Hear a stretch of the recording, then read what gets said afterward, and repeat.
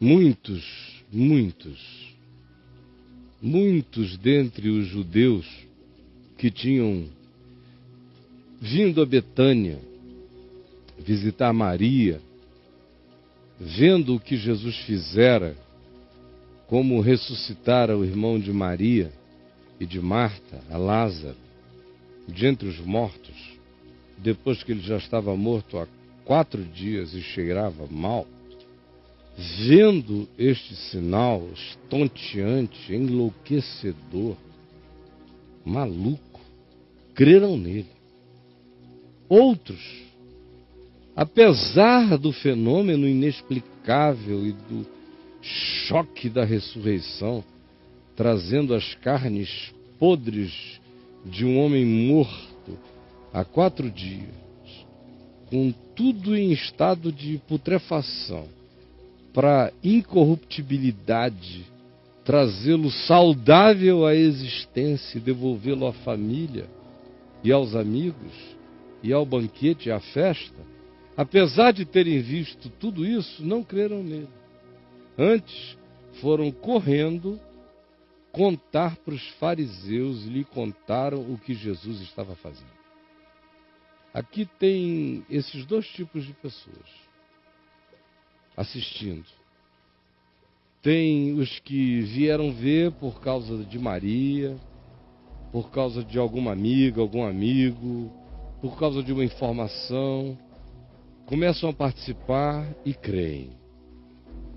Veem na vida de outros e vão vendo em suas próprias vidas o poder da ressurreição da palavra. Há outros, no entanto, aqui também conosco, que vêm aqui só para saírem correndo, para contar para os fariseus o que Jesus está fazendo, aonde eles não querem que haja nada sendo feito. Quando isso acontece, acontece a mesma coisa que aconteceu nos dias de Jesus. Então, os principais sacerdotes, as principais lideranças, e os fariseus, os fanáticos, os hipócritas da religião, convocam-se em assembleia oficial e dizem, e como disseram, que estamos fazendo? Que bobeira a gente está dando? Que é isso que a gente está permitindo? Como é que a gente não consegue conter isto? Que história é essa que estamos fazendo, uma vez que este homem opera sinais, muitos sinais? A gente não pode deixar isso continuar. Se o deixarmos assim, livre, todos crerão no que ele diz, no que ele ensina. E aqui eles disseram, depois virão os romanos, aos quais eles eram subservientes politicamente, dependentes, virão os romanos e tomarão nosso lugar, porque vão dizer, eles já não são mais a interface dialogal com o povo. E os romanos só queriam saber quem é que era a interface com o povo. Quem é que fala e o povo ouve, que é para a gente conversar com esse cara e esse cara nos interpretar para o povo. Seu interesse político. Que tem alguém que interprete a vontade política prevalente para o povo. Que eram o que os sacerdotes, fariseus, religiosos e o sinédrio faziam.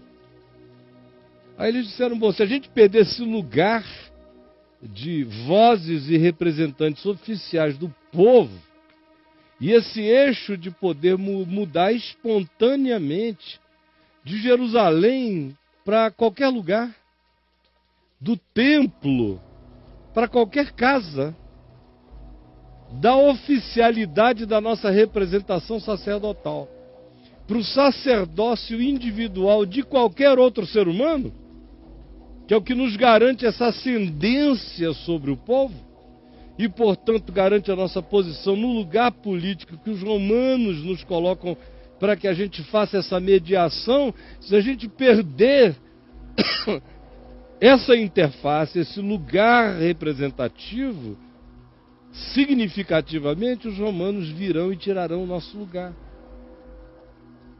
Mas não só tomarão o lugar, eles vão tomar o governo. A gente vai não apenas perder a nossa posição de governança, mas nenhum amigo nosso vai ser posto no lugar.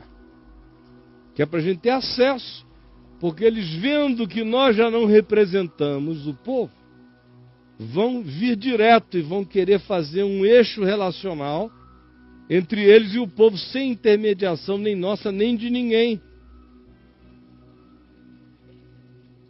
Que coisa interessante, Jesus opera um milagre, ressuscita mortos, cura doentes, perdoa pecados. É só isso que ele faz, ele não está interessado em ser rei do Israel político, não estava interessado em derrubar Roma, não tinha nenhuma questão ideológica a ser levantada como bandeira do reino de Deus, nenhuma. Jesus foi um desapontamento político generalizado. Ele era um desapontamento político em todos os níveis.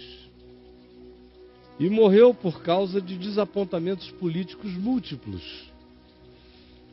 É quando a direita extrema fanatizada e a esquerda extrema fanatizada se unem. Porque são dois polos absolutamente idênticos, só que não se reconhecem por causa da ilusão ideológica, até que apareça um inimigo comum e eles se fundem. Nesse caso é Jesus o inimigo comum. É interessante quando você vê adversários se unindo contra alguém, é um sinal de que existe uma coisa nova nascendo diante de você. Como foi aqui em Jerusalém. Eles iriam perder ou o poder de mando ou o acesso ao mando e o controle da nação. E Jesus, que não estava nem um pouco preocupado com isso, mas o que Jesus dizia, o que Jesus fazia, quebrava esse eixo de poder? Quebrava. Sem falar em política, sem que ele quisesse qualquer posição política, sem que ele tivesse esse pleito, essa vontade, esse interesse, essa paixão. Ao contrário, ele já tinha dito: o meu reino não é desse mundo, esse mundo jaz no maligno. Vocês sejam sal da terra, sejam inserções do amor de Deus, mas não confundam, isso é missão, isso não é Estado, isso não é para vocês ficarem presos à ilusão de que alguma utopia política trará o céu à terra, porque não trará. São remédios, são misericórdias de Deus atrasando, adiando os dias difíceis. São bondades divinas nos trazendo tempos de refrigério, de alívio. Mas a cura vem dos céus, ninguém se engane. A cura vem dos céus, Maranata. Vem, Senhor Jesus. Mas veja, como de repente a mensagem espiritual se transforma na coisa mais politicamente subversiva. Jesus não quer o lugar deles. Nem está querendo tomar o poder dos romanos, porque sabe que não ia mudar nada. Só iria mudar se houvesse mudança de consciências. Sem mudança de consciências, o melhor sistema coíbe o mal por um momento e logo, logo se corrompe. Logo, logo se corrompe. Somente indivíduos mudados podem criar sistemas melhorados que adiem ou atrasem ou coíbam os excessos da perversidade humana. É o máximo que se alcança num mundo caído, numa sociedade caída, composta de homens caídos, que são entes egóticos, gente de selfie espiritual o tempo todo. É o melhor que se consegue. Para além disso, são utopias que o Evangelho não banca, não oferece. Mas veja, como a mensagem que diz apenas Deus ama vocês. Volte a outra face. Se Ele impõe a você o ódio, seja um soberano do perdão na vida dele. Se Ele impõe a você a tese da perversidade, quebre-a, pela prática do amor. Não é olho por olho, dente por dente, mas para que vocês sejam filhos do Pai Celeste, ofereçam o outro lado, a outra face. Se tiver fome, dá-lhe de comer. Se tiver sede, dá-lhe de beber. Vocês são a antítese, porque vocês são a tese divina contra a tese diabólica desse mundo de perversidade e de ódio, de raivas e de inimizades. Basta dizer isso e as estruturas tremem. Basta não estar a serviço do ódio e tudo começa a estremecer. Basta não carregar a bandeira da vingança, porque é mais perigoso do que declarar guerra, é não declará-la e dizer: venceremos pela consciência e pelo amor. Aí é um perigo. Olha aqui para Jesus. Ele só tinha trazido Lázaro dos mortos, aberto os olhos aos cegos e proposto reconciliação e misericórdia. E todos querem matá-lo porque quebra o eixo do poder. O eixo do poder é controle. Ele manda em mim, eu mando nos outros. Esperto é quem chegue mais perto possível da cadeia de comando, para controlar para baixo, em qualquer que seja o nível. Mas no Evangelho não é assim. Aí tanto faz se o ambiente é político, se é religioso ou se é na sua casa. Se o Evangelho chega aí na sua casa ensinando exatamente o que Jesus ensina, eu que não estou dizendo para você tratar mal ninguém, passo a ser visto como um indivíduo ruim, porque estou quebrando a cultura de perversidade na qual você estava confortável como mandante dos jagunços familiares. Aí quebra-se esse ciclo, você começa a odiar. Veja como o Evangelho é inescapavelmente objeto de contradição. Como para uns é cheiro de vida, para outros é cheiro de morte. Para uns é luz, para outros cega pela verdade. Aí o que acontece aqui é isso, eles disseram: não podemos deixar. Ora, o que ele vinha dizendo, o sumo sacerdote, é: se deixarmos esse pessoal, eles vão nos pegar. Aliás, o Sinédrio. Aí Caifás, que era o sumo sacerdote naquela época, naqueles dias, disse a eles o seguinte: vós nada sabeis, nem considerais que vos convém que morra um só homem pelo povo e não venha a perecer toda a nação. Deixa ele morrer, vamos matá-lo. Basta matá-lo e a gente resolve o problema. Se a gente matar, os romanos vão ver quem dá as cartas. E nós vamos tirar do coração do povo esse agente catalisador, e o povo vai esquecer logo logo. Isso é só um afã momentâneo. Ora, o apóstolo João, que foi quem escreveu o texto, diz: ora, Caifás não disse isto de si mesmo, mas sendo sumo sacerdote naquele ano, profetizou que Jesus haveria de morrer pela nação, e não somente pela nação de Israel, mas sobretudo e também para reunir em um só corpo os filhos de Deus que andam dispersos pela terra. Ora, daquele dia em diante resolveram matá-lo. Resolveram matá-lo. O cara não fez importação de armas.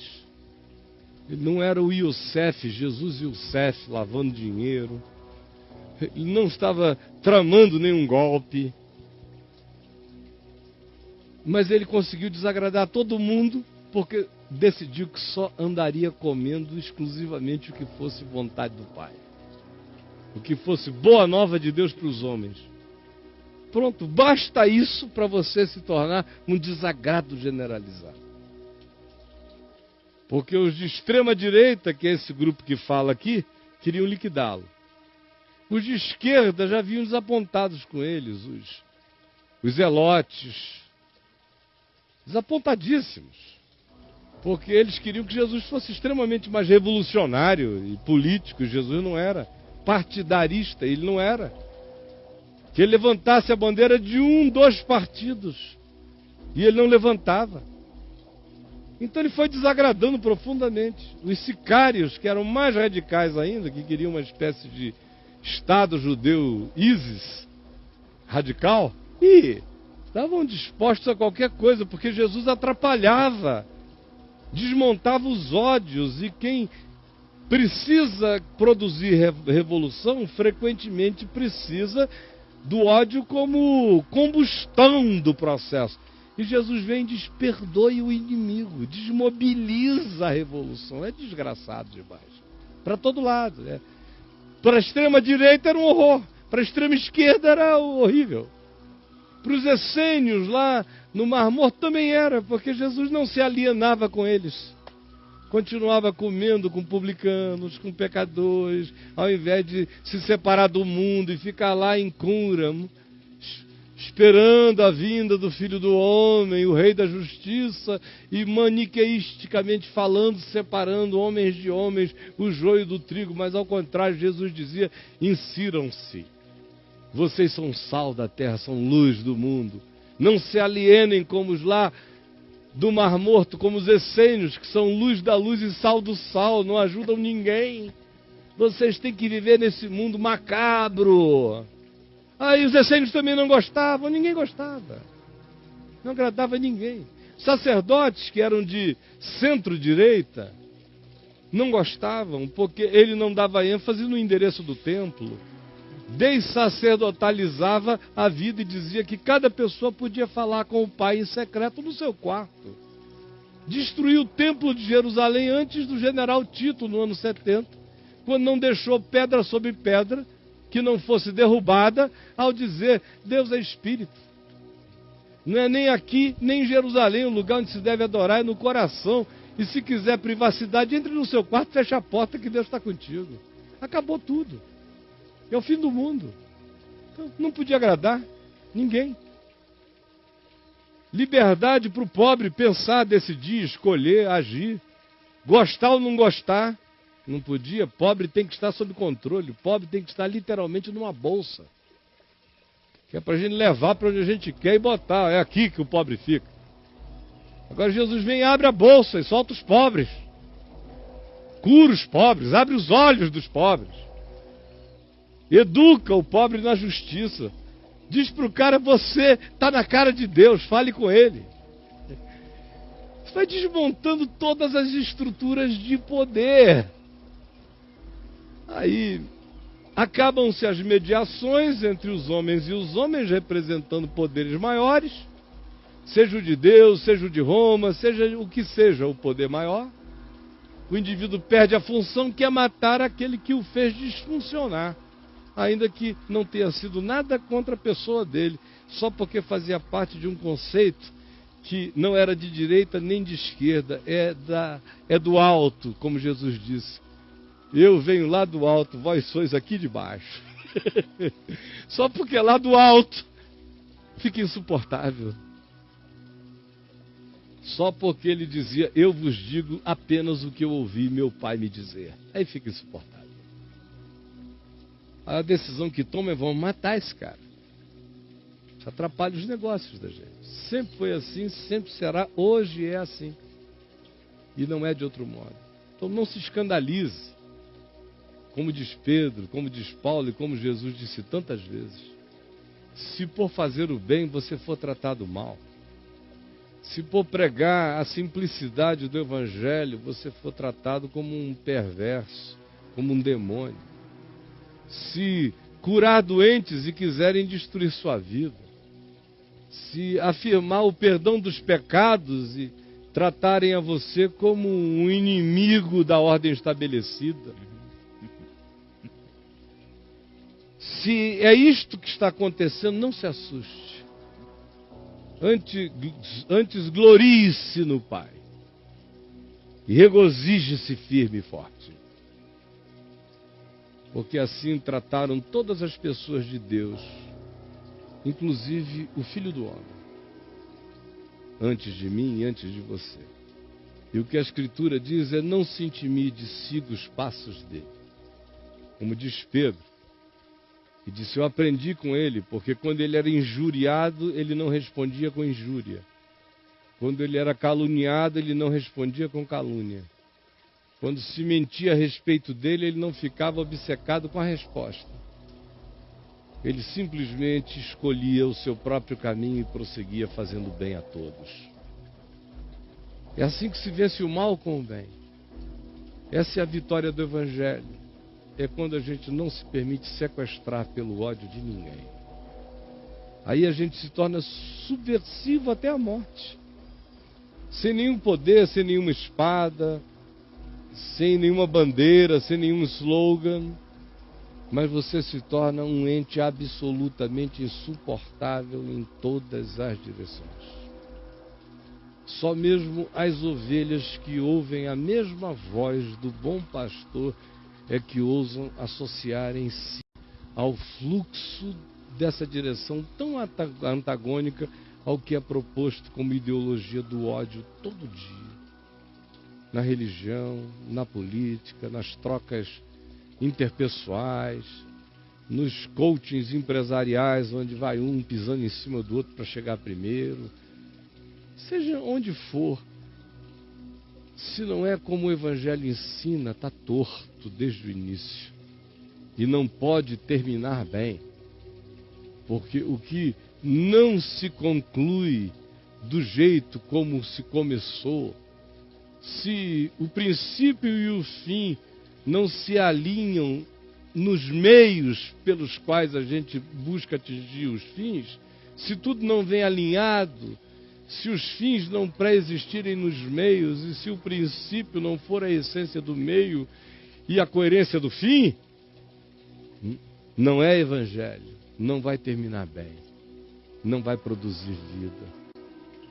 E quem quer que viva com essa coerência vai ser insuportável onde quer que esteja, mesmo que seja na família. Jesus permite que quem tenha tido ouvidos para ouvir tenha ouvido. Quem tenha podido entender tenha entendido. Eu não quis dizer nada especificamente para ninguém, tu sabes, mas com a convicção de que o teu Espírito está aplicando essa palavra ao coração de muitos que precisavam dela hoje, agora. E eu peço que tu os faças entenderem, porque não podia ter sido mais simples. Torna singelo e insuportavelmente compreensível no coração de todo homem e mulher de boa vontade. É o que eu te peço, em nome de Jesus. Amém e amém.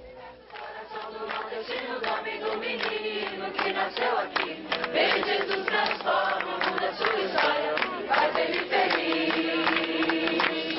O menino que brinca de baleadeira, da mulher guerreira lá do Ceará, do homem boiadeiro que canta toada para não chorar. A seca castiga e o gado morre, e o rio que corre é dos olhos meus. Deus honesto e carente, povo tão valente, Deus ama você.